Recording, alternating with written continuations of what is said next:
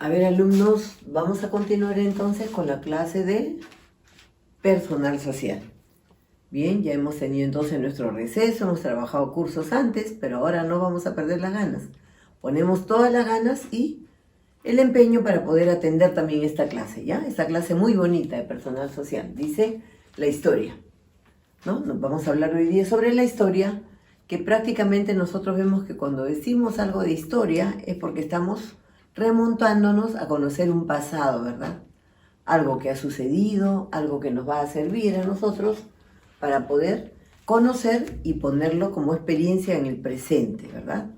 Entonces dice la historia es el pasado, ¿no? Estudia el pasado con el propósito de solucionar y buscar respuestas a problemas presentes.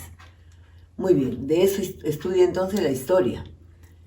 Y dice, ¿cómo es que se presenta? ¿Cómo es que estudia la historia?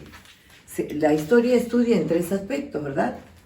En cuanto al espacio, donde ha ocurrido algo, donde ha ocurrido un hecho, en cuanto al tiempo también, cuándo se desarrolló, cómo fue, ¿no? En qué época se ha desarrollado eso, y también en cuanto al aspecto.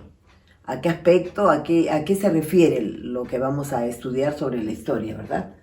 En el espacio dice que es que nos delimita la época, el momento en que ha sucedido algo, ya sea en una comunidad, en una región o en un país. Y, por ejemplo, acá tenemos, ¿no? Sucedió en qué espacio, en Lima, en Perú, en América del Sur, en Europa, en Asia, por decir. Ahí tenemos varios ejemplos, ¿no? Tiempo. ¿Por qué se dice que la historia también se ubica en el tiempo? Porque ya les dije, ¿no? Este aspecto del tiempo, dice, emplea diferentes criterios. Unos dividen la historia con la idea de que se inicia, dice, desde que se conoció la invención de la escritura.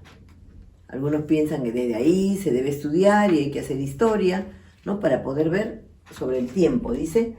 Y ahí, por ejemplo, en el tiempo lo ubican como edad antigua, edad media, edad moderna, edad contemporánea, por decir, ¿ya? Y otros, ¿cómo también ubican el tiempo? Otros historiadores que ven de acuerdo van haciendo estudios para que nos puedan servir ahora en el presente, ¿no? Otros también ven y toman en cuenta el tipo de producción económica. ¿Qué producción se desarrollaba en ese entonces, en ese tiempo, ¿no? Hay veces eran una época esclavista, una época feudalista, otra época de repente de agricultores, ¿no? De ganaderos, pescadores, ¿no? Todo eso, ahí se ubican y relacionados a si era una comunidad primitiva o también una comunidad moderna, ¿no? Bueno, en eso también podemos ver que ahí ubican los historiadores de acuerdo al tiempo. Ahora, de acuerdo al aspecto, ¿a qué aspecto se refiere? ¿A qué aspecto se relaciona este conocimiento de la historia? Según el tema que se va a tratar, ¿verdad? Un tema, por ejemplo, la historia de la educación de fútbol, como dicen, la historia de la creación de la imprenta, la historia de la aparición del fuego, la historia del deporte, por ejemplo, la historia del fútbol, cómo es que salió el fútbol, de dónde partió, de dónde salió. Entonces, todo eso trata de ver la historia. ¿Ven? Ahora, ¿por qué es importante estudiar la historia? ¿No? Nosotros no solamente debemos de aprender algo porque lo tenemos que aprender, sino hay que ver por qué nos resulta importante, para qué nos va a servir eso, ¿verdad? Y dice, la historia permite comprender a las personas y a sus sociedades. Si ellos vivieron de esta forma, ¿no? Y estaban en esa época, es por eso que nosotros tenemos que entender que es así en este momento, ¿verdad? Todo ha ido cambiando, todo ha ido mejorando. ¿Por qué? Porque lo antiguo, lo primero que sucedió, nos ha servido de base para ir mejorando con el tiempo muchas cosas, ¿verdad? Hasta llegar al día de hoy.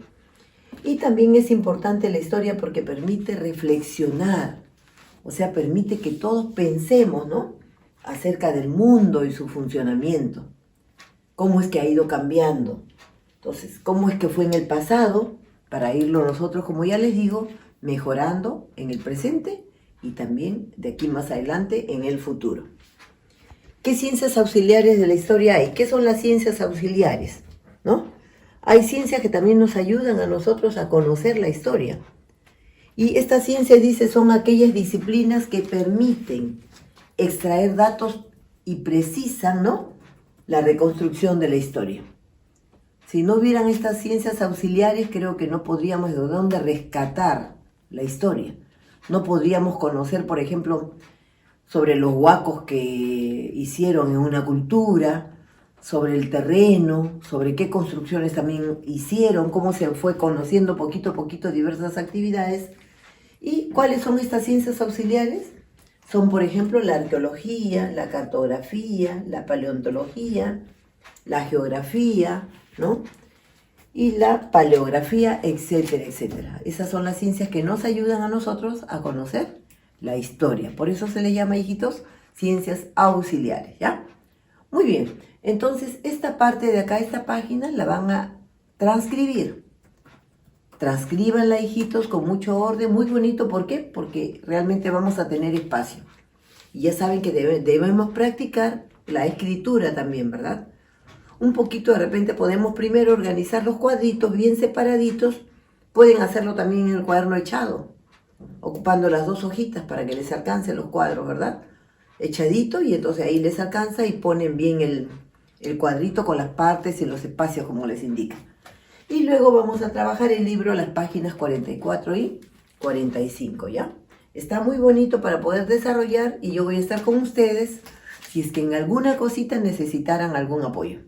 ¿Ya? Muy bien, hijitos, ahora sí, nos ponemos a trabajar.